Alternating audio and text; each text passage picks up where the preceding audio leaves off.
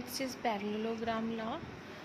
If alpha beta are two vectors from an inner product space V, then norm of alpha plus beta square plus norm of alpha minus beta square is twice norm of alpha square plus twice norm of beta square. It is an easy consequence of definition of norm. Norm of alpha plus beta will be inner product of alpha plus beta with alpha plus beta itself. So expanding alpha with alpha plus beta plus beta with alpha plus beta, further expanding alpha with alpha plus inner product of alpha with beta plus inner product of beta with alpha and inner product of beta with beta.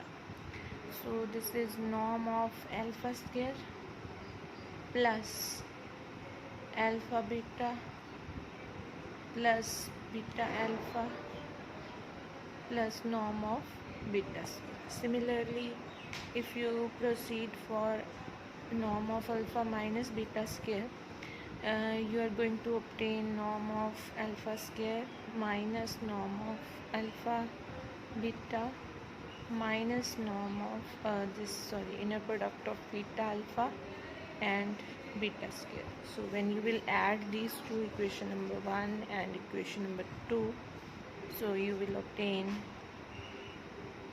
the result.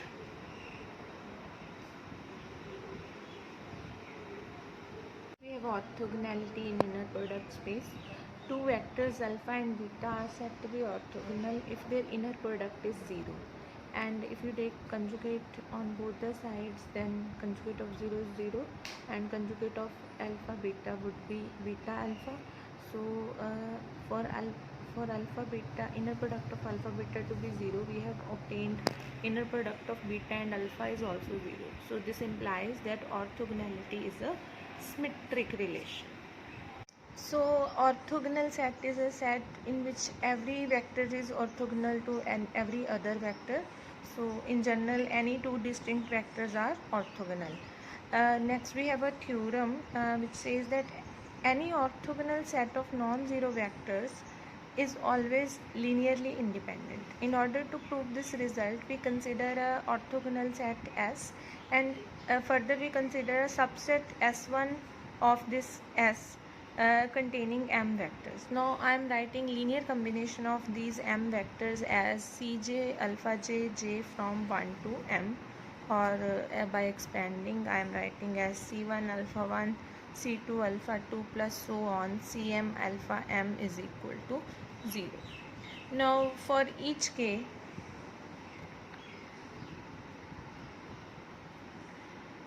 lying between 1 to m,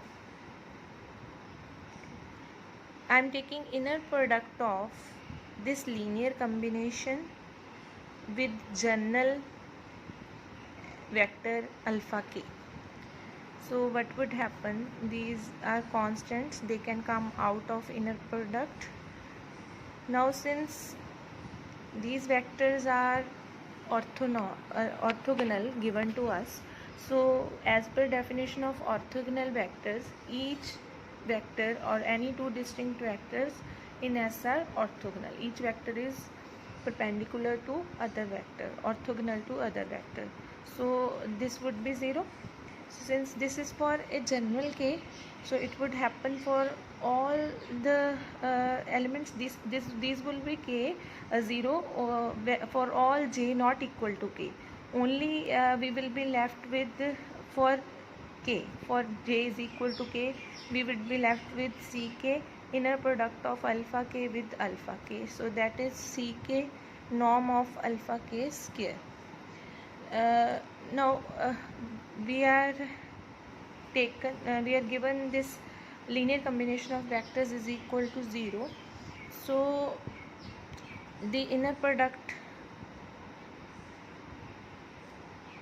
on this side, this is equal to 0.